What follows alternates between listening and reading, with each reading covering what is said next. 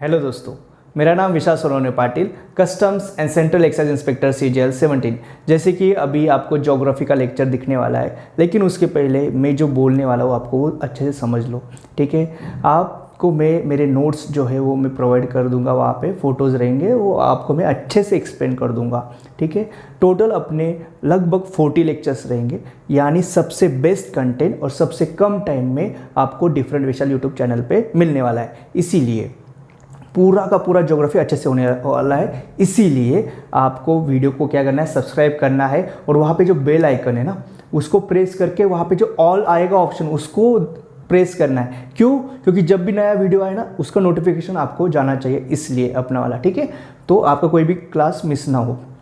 और एक सबसे इम्पोर्टेंट बात, आपको यदि आपने टेलीग्राम ज्वाइन नहीं किया तो पहले टेलीग्राम ज्वाइन कर लो। क्यों? क्योंकि मैं जो यहाँ पे पढ़ाने वाला हूँ उसके PDFs आपको टेलीग्राम पे मिल जाएंगे। मैं अपडेट करता रहूँगा, वो वहाँ पे मिल जाएंगे आपको अपने टेलीग्राम पे।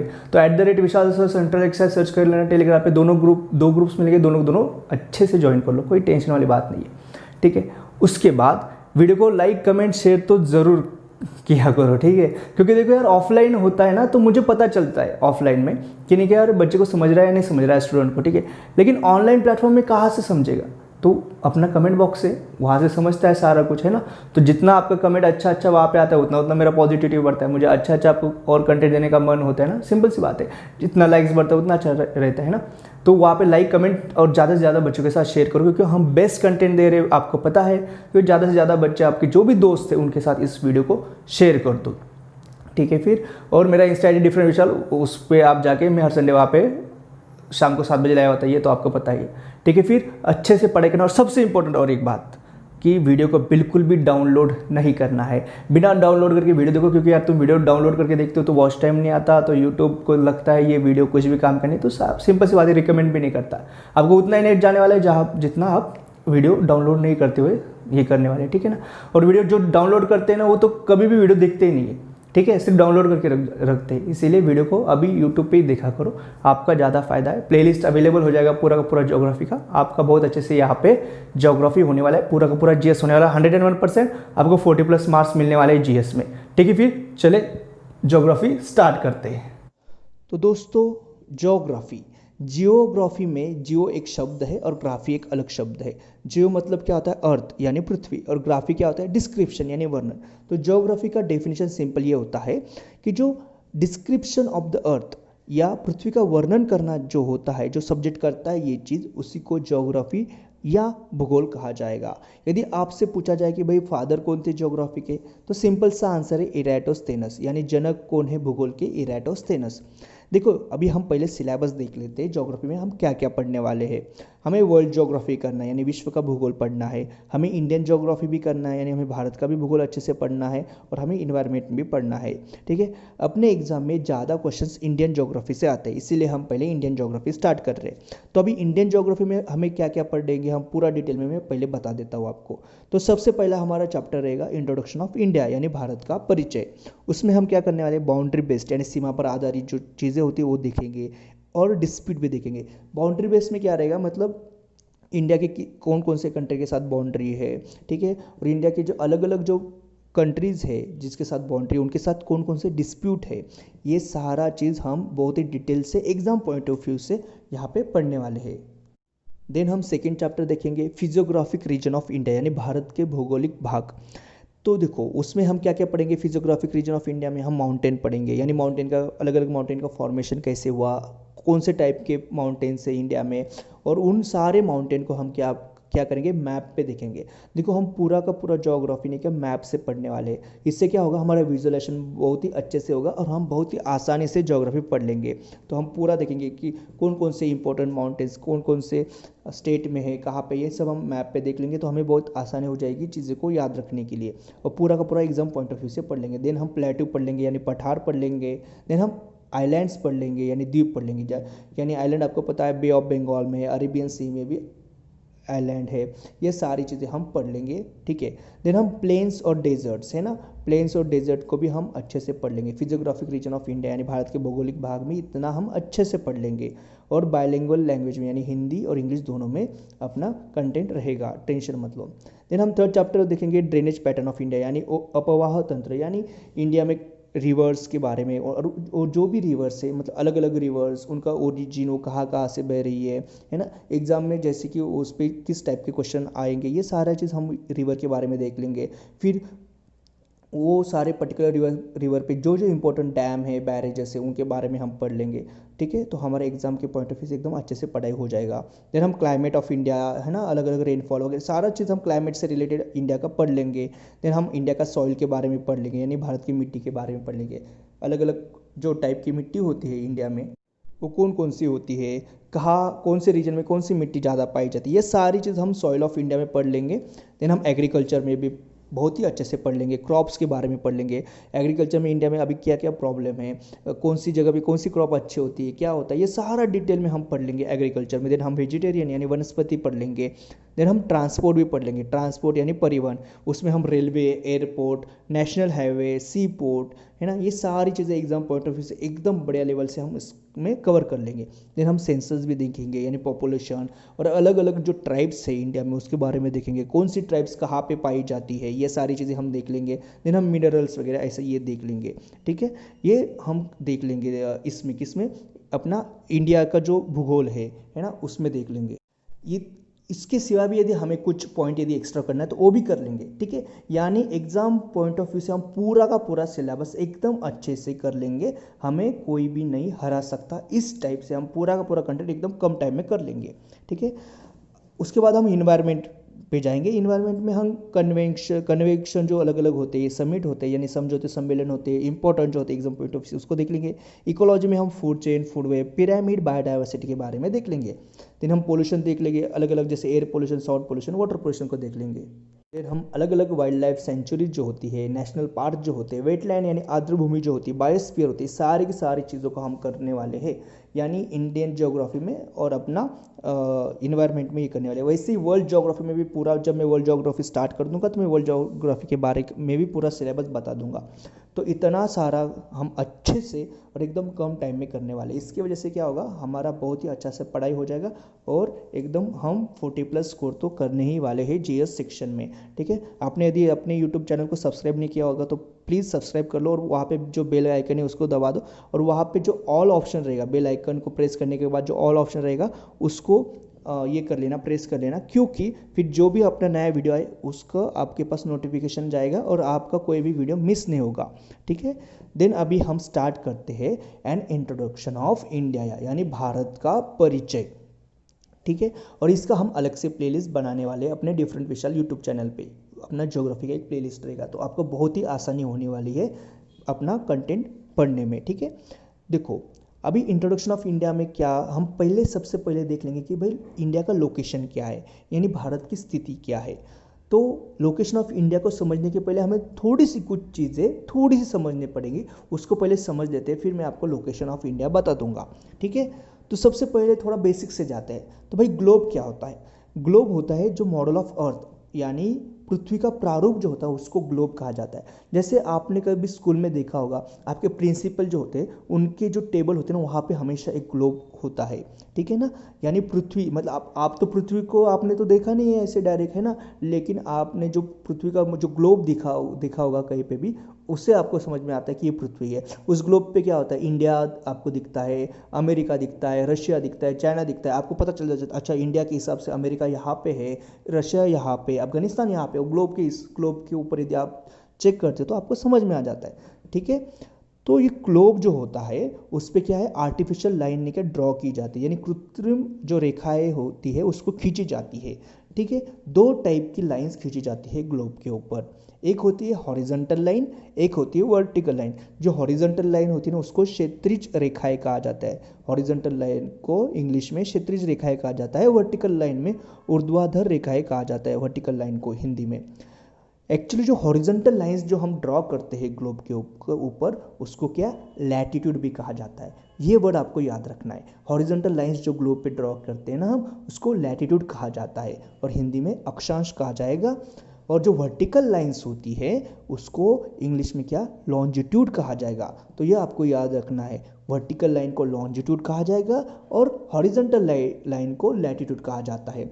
बहुत बार कन्फ्यूजन होता है कि भाई हॉरिजॉन्टल वाले लैटिट्यूड है या लॉन्जिट्यूड है। तो मैं आपको बताता हूँ, देखो लैटिट्यूड में क्या है, लेटी ना, तो जो हॉरिजॉन्टल है मतलब वो लेटी हुई है ना, इसीलिए जो हॉरिजॉन्टल लाइन से वो लैटिट्यूड होती है। समझ में आया ना, इतना ये सिंपल टेक्निक याद रखना। तो हॉरिजॉन्टल लाइन यदि लैटिट्यूड है तो ऑफकोर्स वर्टिकल लाइन क्या तुम्हारे अपने आप आपको पता चल जाएगा लॉन्जिट्यूड होती है। देखो अभी मैंने ग्लोब पे ड्रॉ भी किया है ना, जो देखो ये ग्लोब है ना, वहाँ पे देखो जो हॉरिजॉन्टल लाइन है वो कैसे लैटिट्यूड है, मैंने दिखाया भी वहाँ पे ब्लू कलर के पेन से।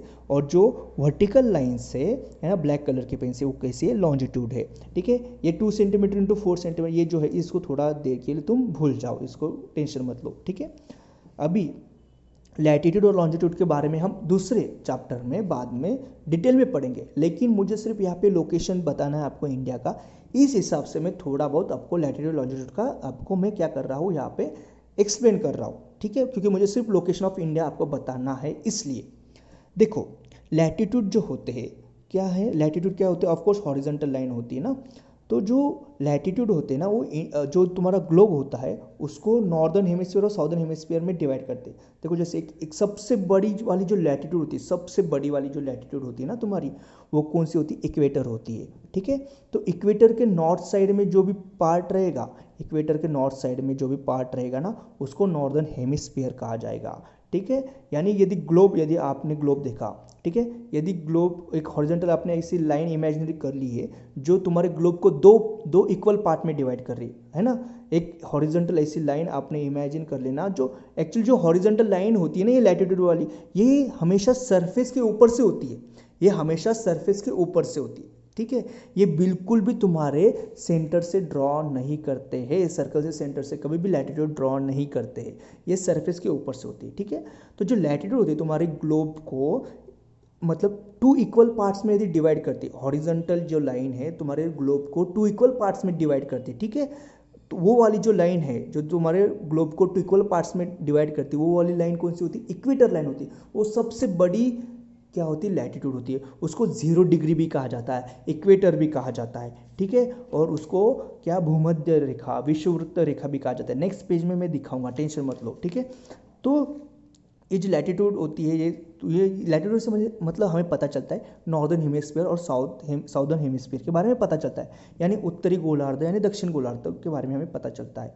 लॉन्जिट्यूड जो होता है ये कौन सी वर्टिकल लाइन्स होती है। ठीक है, तो जो सबसे बड़ी वाली वर्टिकल लाइन जो ग्लोब को 2 इक्वल पार्ट्स में डिवाइड करती है ना, वो वाली लाइन से हमें पता चलता है कि भाई वो लाइन के लेफ्ट हैंड साइड में जो पार्ट रहेगा उसको वेस्टर्न हेमिस्फीयर कहा जाएगा, और वो लाइन के जो राइट हैंड साइड वाला पार्ट रहेगा उसको ईस्टर्न हेमिस्फीयर कहा जाएगा। ठीक है, आपको ग्लोब में दिख रहा होगा है ना, एक ग्लोब दिख रहा है ना आपको। तो देखो जो रेड कलर की जो लाइन है वो कौन सी तुम्हारी 0 डिग्री इक्वेटर वाली लाइन है, यानी भूमध्य विषुववृत्त रेखा वाली लाइन है ना।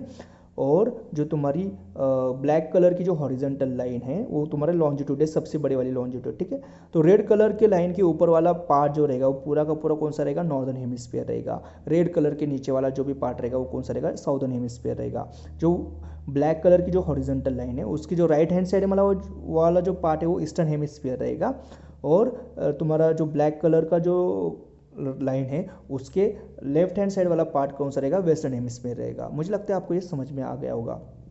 ठीक है, अभी वाला मैं एक पार्ट आपको समझाऊंगा, थोड़ा सा डिफिकल्ट है, समझ में आया तो अच्छा है, नहीं समझ में आया तो भी कुछ भी बुरा नहीं है, सिंपल सी बात है। ठीक है, मुझे लगता है आपको समझ में भी आएगा, टेंशन लेने वाली कोई भी बात नहीं है। ठीक है, तो अभी क्या करना है, आपको सिर्फ सुनना है। तो आपको 23 1/2 डिग्री यन वहाँ पे दिखाई दे रहा है ना, आपके वहाँ पे पीडीएफ में आपके सामने जो आपको दिखाई दे रहा है वहाँ पे देखो ग्लोब के ऊपर 23 1/2 डिग्री यन दिखाई दे रहा है। तो ये क्या होता है, 23 1/2 डिग्री यन जो है ना वो एक एक्चुअली एक लैटिट्यूड है। एक्चुअली क्या होता है, सरफेस में जहाँ पे 23 1/2 डिग्री यन लिखा है ना, तो वहाँ पे जो ग्लोब पे एक पॉइंट है, एक सरफेस, उस सरफेस पे एक पॉइंट है, ठीक है, वो वाला पॉइंट आपको समझ में आ गया। ऑफ कोर्स अर्थ है तो अर्थ का सेंटर भी होगा, ये भी पॉइंट आपको पता है, यानी आपके पास दो पॉइंट आ गए, एक तुम्हारा सरफेस पे जो पॉइंट है वो वाला पॉइंट, एक तुम्हारा अर्थ का सेंटर, दो पॉइंट से सिंपल सी बात है। अभी एक लाइन इमेजिन ऐसे करो जो कि अर्थ के सेंटर से पास हो रही है, अर्थ के सेंटर से पास होने वाली हॉरिजॉन्टल लाइन, अर्थ के सेंटर से पास होने वाली जो हॉरिजॉन्टल लाइन है, ठीक है, वो वाली लाइन जो तुम्हारे अर्थ को दो पार्ट में डिवाइड कर सकती है, वो वाली लाइन है ना, यानी तुम्हारे इक्वेटर वाली लाइन। लेकिन इक्वेटर वाली लाइन कौन सी होती है, सरफेस से होती है, लेकिन ये जो मैं जो बोल रहा हूँ ना, ये वाली लाइन कहाँ से, सेंटर से पास होने वाली है, ठीक है। समझ में आ रहा है, अच्छी बात है, नहीं समझ में आ रहा है तो रिलैक्स करो, कोई प्रॉब्लम नहीं, ठीक है। जो सेंटर से जाने वाली जो लाइन है ना, हॉरिजॉन्टल लाइन, वो लाइन, ठीक है, वो लाइन और तुम्हारे सर्कल का तुम्हारा सेंटर और तुम्हारा सरफेस पे जो पॉइंट है वो पॉइंट, इससे हम एक लाइन ड्रॉ करते हैं कि इमेजिन, जो मैं देखो मैंने डॉटेड वाली एक लाइन ड्रॉ की है, सरफेस पे जो पॉइंट है उसको लेके मैंने सेंटर वाला जो पॉइंट है ना, अर्थ का सेंटर, उसमें मैंने डॉटेड लाइन ड्रॉ की है ना। और जो हॉरिजॉन्टल जो लाइन है तुम्हारा 0 डिग्री, मतलब तो सेंटर से ड्रॉ होने, सेंटर से जाने वाला अर्थ के, इसमें जो एंगल बनने वाला है ना, वो है तुम्हारा 23 1/2 डिग्री एंगल। ये एंगल है ना, ये है तुम्हारा 23 1/2 डिग्री एंगल। इसीलिए उस सरफेस की जो सरफेस पे जो पॉइंट है ना, उसको हम बोलेंगे कि ये पॉइंट जो है वो 23 1/2 डिग्री यन लैटिट्यूड के ऊपर है। समझ में आया? यन क्यों बोला? क्योंकि भाई वो नॉर्दर्न हेमिस्फीयर में, क्योंकि वो ऊपर है ना, समझ में आ रहा है ना, 0 डिग्री इक्वेटर के ऊपर है, इसलिए उसमें यन लिखा मैंने। लेकिन 23 1/2 डिग्री ही क्यों लिखा?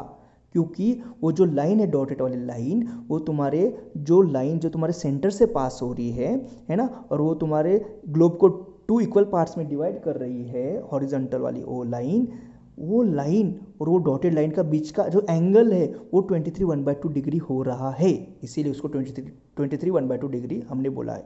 सिंपल लेफ्ट हैंड साइड में भी वो पॉइंट है, उसका भी सेम रहेगा, वहाँ पे भी 23 1/2 डिग्री तुम्हारा एंगल बन रहा है। समझ में आया? तो ये होता है लैटिट्यूड 23 1/2। आपने अब पहले भी देखा होगा ना, 8 मतलब 8 डिग्री 4 मिनट, ये सारी चीज़ें नहीं, ये एक्चुअली चीज़ें होती है, ठीक है। ये समझ में आ गया होगा तो अच्छी बात है, नहीं समझ में आ गया होगा तो भी कोई डरने वाली बात नहीं है, ठीक है। तो अभी क्या है, डिग्री ऑफ लैटिट्यूड क्या होता है, एंगल विथ अर्थ सेंटर, ठीक है, एंगल विथ अर्थ सेंटर। समझ में आ गया? इतना सिर्फ याद रखो, डिग्री ऑफ लैटिट्यूड क्या होता है, एंगल विथ अर्थ सेंटर, बस इतना ना याद रखो तुम। यदि ये पिछले वाला भी समझा नहीं होगा तो मुझे तो लगता है समझा ही होगा, क्योंकि मैंने बहुत अच्छे से उसको एक्सप्लेन किया, तो समझा होगा। लेकिन फिर भी अभी जो आपको पॉइंट याद रखना है, ये याद रखो, मैं अभी जो बोलने वाला हूँ। इंडिया कहाँ पे भाई, तुम्हारा नॉर्दर्न हेमिस्फीयर में, ठीक है। इंडिया आपको ग्लोब में दिख रहा है ना, हॉरिजॉन्टल लाइन इक्वेटर है, इक्वेटर के ऊपर ये जो मैंने स्क्वायर टाइप बनाया है, रोम्बस टाइप बनाया है रेड कलर का, वो इंडिया है तुम्हारा, ठीक है। इक्वेटर के ऊपर है तो नॉर्दर्न हेमिस्फीयर में जो, और तुम्हारे ईस्टर्न हेमिस्फीयर में, क्योंकि ब्लैक कलर की लाइन अर्थ को दो इक्वल पार्ट में डिवाइड कर रही है ना, तो ईस्टर्न हेमिस्फीयर में, क्योंकि राइट हैंड साइड में। तो बस इतना याद रखो कि इंडिया नॉर्दर्न हेमिस्फीयर में और ईस्टर्न हेमिस्फीयर में होता है। क्या होता है इंडिया? नॉर्दर्न हेमिस्फीयर में और ईस्टर्न हेमिस्फीयर में। ये तुम्हारा लोकेशन आ गया एक, मतलब समझ गया कि भाई किसी ने पूछा कि इंडिया साउदर्न हेमिस्फीयर में होता है, बोलना नहीं, इंडिया होता है नॉर्दर्न हेमिस्फीयर में। इंडिया कहाँ पे होता है? ईस्टर्न हेमिस्फीयर में भी होता है। समझ में आ गया? इतना सिंपल सा है। अभी इंडिया का लैटिट्यूड एक्सटेंशन क्या होता है, इसको आपको याद रखना है। इंडिया का लैटिट्यूड एक्सटेंशन क्या होता है? 8 डिग्री 4 मिनट यन, 8 डिग्री 4 मिनट यन, ठीक है। जैसे वो 23 1/2 डिग्री मैंने समझाया था ना, उसी प्रकार ये एक एंगल बनाता है सेंटर के साथ। सबसे इंडिया का साउदर्न मोस्ट पॉइंट जो होता है वो तुम्हारा एंगल बनाता है तुम्हारे अर्थ के सेंटर के साथ, इसीलिए इसको 8 डिग्री 4 मिनट यन से लेके 37 डिग्री 6 मिनट यन, इतना तुम्हें ये नंबर याद में रखना है कि इंडिया का लैटिट्यूड एक्सटेंशन क्या रहेगा भाई, 8 डिग्री 4 मिनट यन से लेके 37 डिग्री 6 मिनट यन। समझ में आ गया? इतना सिंपल है। जो 8 डिग्री 4 मिनट यन है वो एक्चुअली क्या है, तुम्हारा इंडिया का सबसे साउदर्न मोस्ट पॉइंट है। इंडिया का मेन लैंड का सबसे साउदर्न मोस्ट पॉइंट जो है वो 8 डिग्री 4 मिनट लैटिट्यूड के ऊपर रहता है, ठीक है। और 37 डिग्री 6 मिनट यन जो है वो इंडिया का तुम्हारा सबसे नॉर्दर्न मोस्ट पॉइंट, सबसे नॉर्दर्न मोस्ट पॉइंट जो होता है इंडिया का, वो 37 डिग्री 6 मिनट यन लैटिट्यूड के ऊपर होता है। इसीलिए ये इंडिया का जो एक्सटेंशन होता है लैटिट्यूड एक्सटेंशन जो होता है उसको वो हमें याद रखना है 8 डिग्री 4 मिनट यन से लेके 37 डिग्री 6 मिनट यन तक, ठीक है। तो जो 8 डिग्री 4 मिनट यन, ये जो तुम्हारा इंडिया का पॉइंट है, सबसे साउदर्न मोस्ट पॉइंट है मेन लैंड का, वो जगह का नाम क्या है? वो जगह का नाम है केप कोमोरिन, ठीक है। इसीलिए यदि आपको एग्जाम में पूछा जाए कि भाई साउदर्न मोस्ट पॉइंट कौन सा है इंडिया का, लेकिन मेन लैंड का, southernmost point of India का कौन सा है मेन लैंड वाला, वो है केप कोमोरिन। केप कोमोरिन कहाँ पे है? तमिलनाडु में, ठीक है। अभी इंडिया का नॉर्दर्न मोस्ट पॉइंट कौन सा है? इंदिरा कोल, जो 37 डिग्री 6 मिनट जो लैटिट्यूड है वहाँ पे जो इंडिया का नॉर्दर्न मोस्ट, वहाँ पे इंडिया का नॉर्दर्न मोस्ट पॉइंट रहेगा, तो वो जगह को क्या बोला जाता है? इंदिरा कोल बोला जाता है, जो कि ऑफकोर्स जम्मू एंड कश्मीर में है ना। अभी आगे देखो, बहुत ही आसानी से हम कर लेंगे, टेंशन मत लो, ठीक है। ठीक है, फिर northern most point of India कौन सा है? तुम्हारा इंदिरा कोल है, 37 डिग्री 6 मिनट के ऊपर भारत का सबसे उत्तरी बिंदु इंदिरा कोल है। और 8 डिग्री 4 मिनट के ऊपर केप कोमोरिन है, जो कि southern most point of India का, लेकिन मेन लैंड का, इंडिया का जो मेन लैंड है उसका साउदर्न मोस्ट पॉइंट है वो है केप कोमोरिन। अभी मैं मेन लैंड एक शब्द यूज़ कर रहा हूँ, तो क्यों यूज़ कर रहा हूँ इसका मैं रीज़न बताता हूँ। एक्चुअली यदि आपको क्वेश्चन पूछा जाए कि southern most point of India, सिर्फ यहाँ पे ये पूछा गया कि southern most point of India क्या है, तो आंसर केप कोमोरिन नहीं रहेगा, तब आंसर रहेगा इंदिरा पॉइंट। क्यों? क्योंकि केप कोमोरिन जो है वो तुम्हारे मेनलैंड क्या होता है ये मैं पहले देख लेते हैं आप। मेनलैंड यानी इंडिया, देखो इंडिया अपना है पहले तो एक लैंड, मेनलैंड है, लेकिन अंडमान निकोबार और लक्षद्वीप ये भी इंडिया का पार्ट है, लेकिन वो इंडिया के मेनलैंड का पार्ट नहीं होता है, ये याद रखो। अंडमान निकोबार जो आइलैंड्स है ना, बे ऑफ बंगाल में तुम्हारा अंडमान निकोबार है, लक्षद्वीप तुम्हारा अरेबियन सी में आता है। तो जो तुम्हारा अंडमान निकोबार और जो लक्षद्वीप है वो तुम्हारा इंडिया का पार्ट है। हम बोलते हैं ना कि अंडमान निकोबार अपना इंडिया का पार्ट है, लेकिन वो मेन लैंड का पार्ट नहीं है ना, वो आइलैंड्स है, वो मेन लैंड नहीं है। तो इसीलिए मेन लैंड का यदि पूछा जाए साउदर्न मोस्ट पॉइंट तो केप कोमोरिन हो जाएगा, लेकिन पूरे इंडिया का यदि पूछा जाए तो मैं साउदर्न मोस्ट पॉइंट तो कौन सा? इंदिरा पॉइंट। देखो मैप में आपको दिख रहा है, मैंने मैप में दिखाया, ये देखो तुम्हें समझ में आ रहा होगा कि ये साउथ इंडिया का एक मैप दिख रहा है यहाँ पे, है ना, साउथ इंडिया का मैप दिख रहा है। तो जो मेन लैंड है, मेन लैंड का सबसे साउदर्न मोस्ट पॉइंट दिखा है मैंने रेड कलर में, केप कोमोरिन है। जो लैटिट्यूड वहाँ से ड्रॉ कर रही है जा रही है वो कौन सी? रेड कलर से हॉरिजॉन्टल लाइन कौन सी? वो 8 डिग्री 4 मिनट वाले लैटिट्यूड है। अभी देखो राइट हैंड साइड में मैंने जो सर्कल्स बनाए वो कौन से? तुम्हारे अंडमान निकोबार के आइलैंड्स है, ठीक है। तो अंडमान निकोबार का जो सबसे साउदर्न मोस्ट पॉइंट आपको दिख रहा होगा वहाँ पे इंदिरा पॉइंट है, मैंने रेड कलर में लिखा है, वो कौन से लैटिट्यूड पे है? 6 डिग्री 4 मिनट में, ठीक है। तो इसलिए पूरे इंडिया का साउदर्न मोस्ट पॉइंट कौन सा बनेगा? इंदिरा पॉइंट बनेगा, लेकिन मेन लैंड का साउदर्न मोस्ट पॉइंट कौन सा? तुम्हारा केप कोमोरिन है, ठीक है। Indira point 6 degree 4 minute latitude के ऊपर होता है, cape Comorin 8 degree 4 minute latitude के ऊपर होता है। इंदिरा कोल जो है वो तुम्हारा 37 डिग्री 6 मिनट लैटिट्यूड पर होता है। ये मैं बार बार रिवाइज इसलिए कर रहा हूँ क्योंकि ये एग्जाम में ये क्वेश्चन आपको पूछे जाएंगे, ठीक है। तो आपको बहुत ही उसको अच्छे से ये सारे के सारे पॉइंट आपको याद रखना है, ठीक है। अभी इंदिरा पॉइंट जो है, जो कि 6 डिग्री 4 मिनट लैटिट्यूड के ऊपर है, उसको क्या?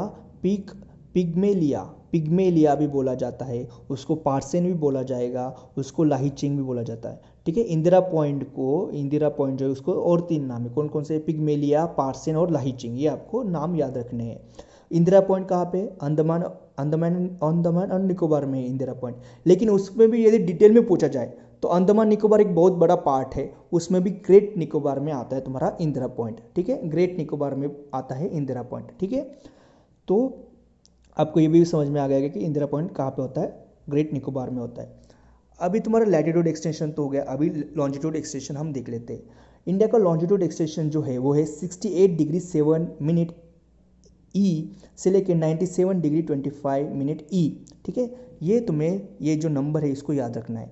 लॉन्जिट्यूड एक्सटेंशन कितना है इंडिया का? 68 डिग्री 7 मिनट से लेके 97 डिग्री 25 मिनट ई, ईस्टर्न, ई मतलब ईस्टर्न हेमिस्फीयर में, इसलिए उसको ई वहाँ पे लिखा हुआ है। क्या है लॉन्जिट्यूड एक्सटेंशन? 68 डिग्री 7 मिनट से लेके 97 डिग्री 25 मिनट तक, ठीक है। ये नंबर आपको याद रखना है।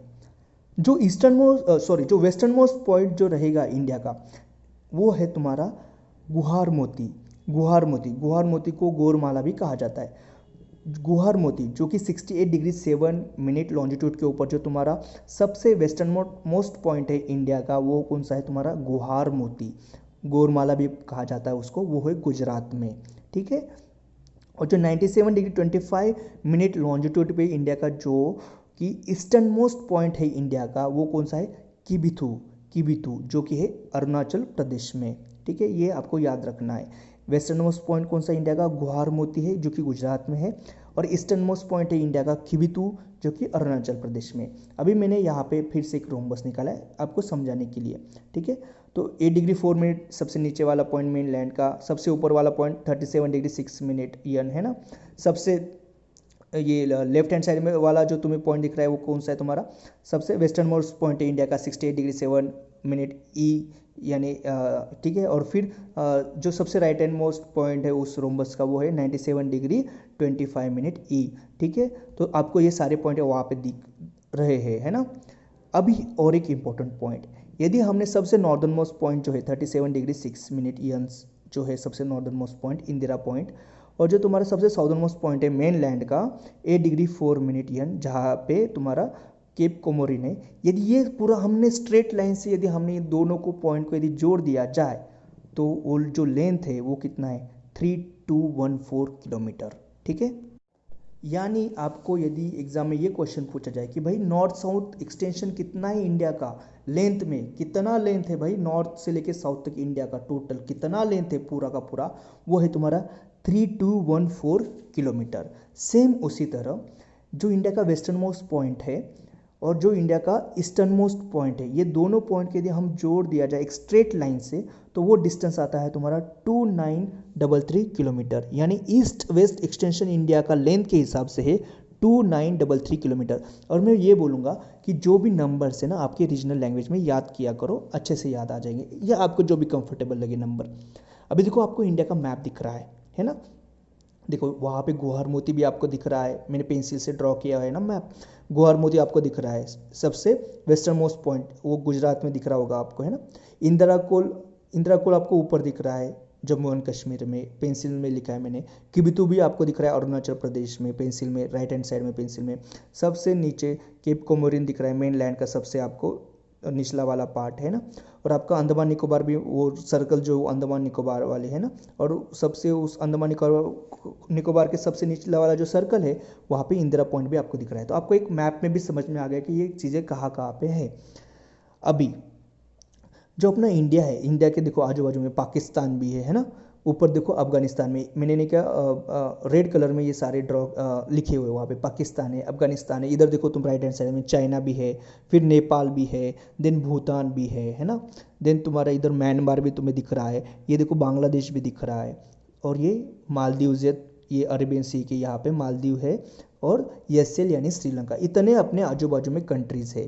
ठीक है, ये सारे कंट्री के बारे में हमें मतलब इंडिया के साथ बाउंड्री लाइन डिस्प्यूट्स वगैरह ये सारे कंट्रीज़ का हमें अभी हम अगले लेक्चर में पढ़ने भी वाले हैं। ठीक है, तो यदि आपको दिख रहा होगा अरेबियन सी है, लेफ्ट हैंड साइड में इंडिया के अरेबियन सी है, राइट हैंड साइड में बीओबी यानी बे ऑफ बंगाल यानी बंगाल का महासागर जो होता है ना वो बीओबी होता है। ठीक है, ये सारी चीज़ें आपको पता है, अभी दिख रहा है आपको मैप पे एकदम अच्छे से, आपको सब इमेजिन हो रहा है एकदम अच्छे से। तो जो भी बाउंड्री ऑफ इंडिया हम अभी देखेंगे, देखो दो तरह की अपनी इंडिया की बाउंड्री है, एक तो वाटर बाउंड्री है, एक और दूसरी कौन सी है भाई लैंड बाउंड्री है।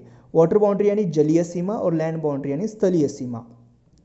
तो जो इंडिया की जलीय सीमा है यानी वाटर बाउंड्री है वो कितनी है 6100 किलोमीटर, ये भी नंबर आपको याद रखना है। ठीक है, 6100 किलोमीटर इंडिया की वाटर बाउंड्री, लेकिन वो कौन सी है मेन लैंड की है। मेन लैंड तो आपको अभी समझ में आ गया ना, जो आइलैंड नहीं होता है, सिर्फ अपना मेन जो लैंड है इंडिया का वो मेन लैंड होता है, और आइलैंड अपने अंडमान निकोबार और लक्षद्वीप ये तुम्हारे आइलैंड है। लेकिन यदि उन्होंने ये पूछा जाए कि भाई टोटल कितना है वाटर बाउंड्री इंडिया का, तो वो है तुम्हारा 7516.6 किलोमीटर। क्यों? क्योंकि वहाँ पे हमने आइलैंड भी इंक्लूड किए हैं, है ना, हमने द्वीप भी इंक्लूड किए, क्योंकि हमें फिर अंडमान निकोबार का भी वाटर बाउंड्री रहेगा ना, लक्षद्वीप का भी वाटर बाउंड्री रहेगा ना, इसलिए वाटर बाउंड्री बढ़ जाएगा फिर। तो वाटर बाउंड्री कितना बनेगा यदि इंडिया का 7516.6 किलोमीटर, पूरे इंडिया का वाटर बाउंड्री भाई तुम्हारा 7516.6 किलोमीटर। लेकिन सिर्फ मेनलैंड का कौन सा कितना है तुम्हारा वाटर बाउंड्री 6100 किलोमीटर। ये दोनों के दोनों नंबर आपको याद रखना है। देन आते हम लैंड बाउंड्री पे। अभी वाटर बाउंड्री खत्म हो गया, लैंड बाउंड्री यानी स्थलीय सीमा। कितना लेंथ है टोटल हम हमारे इंडिया का लैंड बाउंड्री का, वो है 15,200 किलोमीटर, यानी 15,200 किलोमीटर तुम्हारा टोटल लैंड बाउंड्री है इंडिया का। ये चीज़ें आपको याद रखनी है।